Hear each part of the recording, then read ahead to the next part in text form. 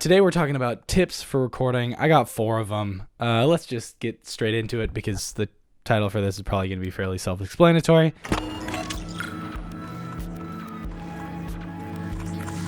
Hey, I'm Isaac Schanno Johnson. If you don't know me, I'm a musician, composer, producer, and I make videos about all that fun stuff. Music composition, music production. So make sure you hit that subscribe button to see videos like this in the future. So I got some tips for recording, and they're mostly geared towards people that are recording themselves at home in some type of home studio setup, whether that's a professional level setup or just a laptop and a microphone.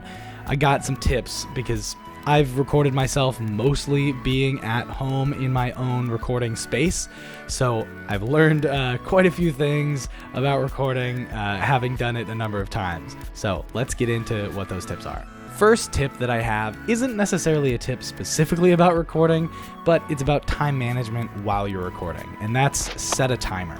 I have a whole video about some time management techniques that I use. I mostly use the Pomodoro method. Go check out that video. I'll link it up here in a card. Go check it out. But when you're recording yourself, if you don't set a timer, you can kind of get hyper focused on it and you don't ever really take a break.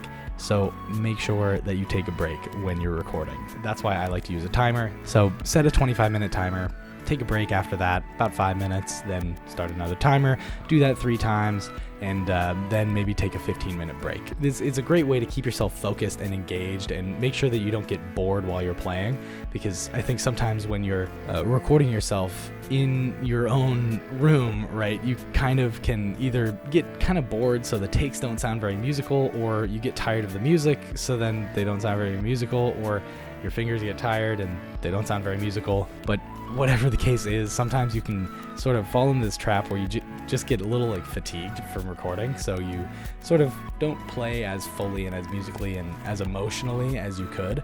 So giving yourself that break to do something that's not recording yourself, it can kind of save you the headache of recording the same thing over and over and over and over and over and over again, and you don't really like any of them. If you just take a break and then go back to recording, you can kind of come back a little bit more refreshed and stay sort of focused on making it sound musical rather than just okay, great, I needed to do another take. Right? You kind of get just tired of it. So give yourself a break so you don't get sort of burnt out while you're trying to record yourself. Tip number 2 is practice before you record. I know this one's pretty straightforward and pretty simple and hopefully common sense for most people, but I've recorded myself a number of times. Don't always like to practice before, but practice before because it helps a whole lot. Just take an extra 15 minutes and run through the piece a couple times so that when you hit the record button, you can just keep going. Because I like to think of recording as like a performance. When you hit record, you don't stop until you get to the end of the take. And if you haven't practiced, you're going to want to stop a whole lot of times. And it can be a huge pain when you're recording to hit record and then have to stop 2 minutes in because you made a mistake. And then you do the same thing over and over and over again because you didn't practice that one thing. So whatever the difficult sections of the recording are, make sure you practice them beforehand so that it can feel like a performance and you can play it all the way through.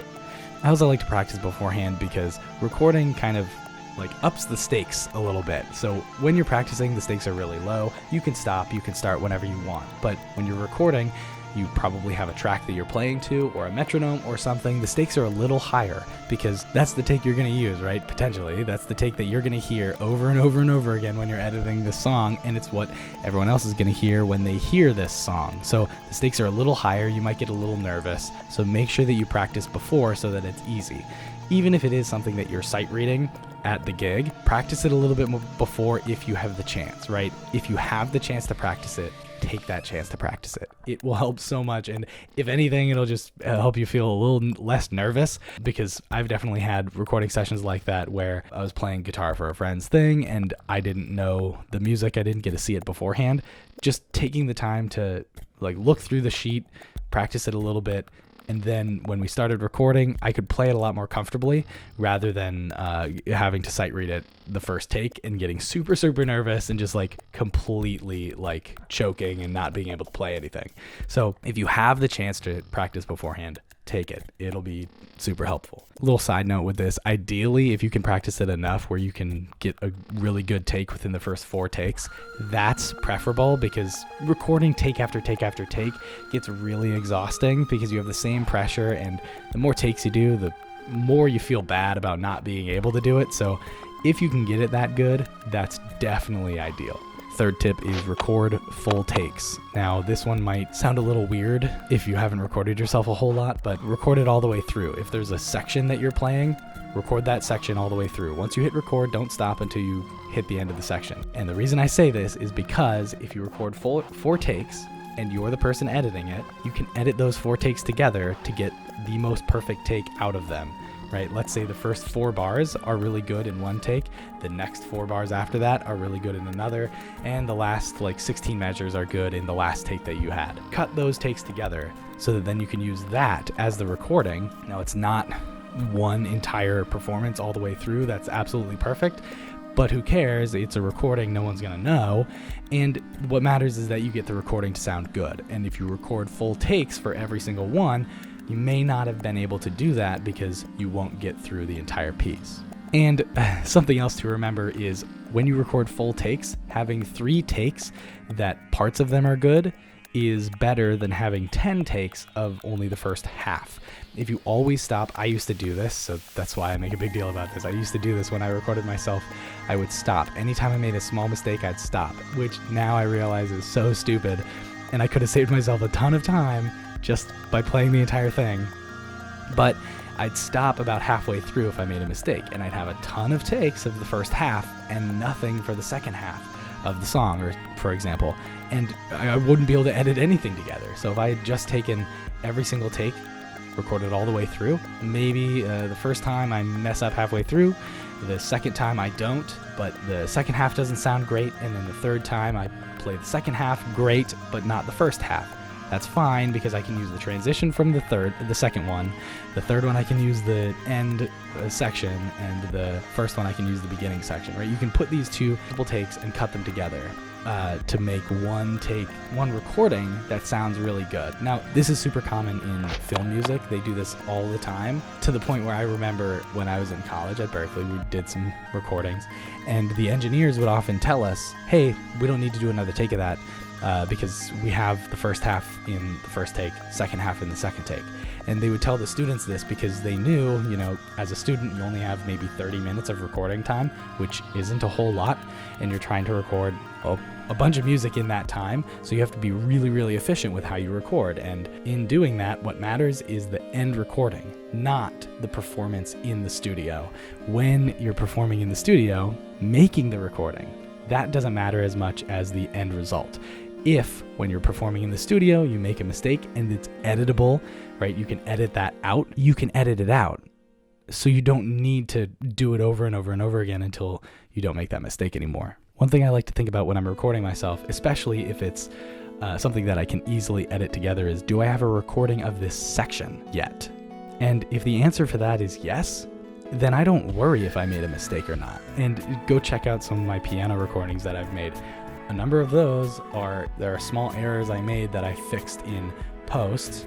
I know, they're not perfect performances, but it doesn't matter because what matters is the recording, right? It matters for the video too, but it doesn't matter that it's this one small mistake. I can just cut that out and put in the correct thing because what I'm doing is making a recording that matters, right? And if I have the section done, I don't need to record that section again. Now, I do always try to, if I'm recording something, start from the beginning all the way to the end so that whatever pieces I may have made mistakes at, I can always check other takes. So having 4 takes of the whole thing is really useful, but you can also do punches. So you start maybe a bar before where you want to cut. So there's a place where, bar 53, after that, you kind of make a mistake. Start at bar 52. So 52 is when you start playing the song so that you get the transition into bar 53 so that then you can get that whole thing, right? And you can make a punch like that. You punch in at that section, punch out later, go back to the original take, and then you have a good take. This is something we do all the time at Berkeley at recording sessions, and even professional sessions. You do this because you have to save time. If you're paying for studio time and paying for musicians and paying for a recording engineer, you're paying a lot of money to have people in the studio, and you want every single minute there to count and be useful. So if you have a take where you make one tiny mistake, punch in, punch out, That's it. You fix the mistake, the recording sounds good.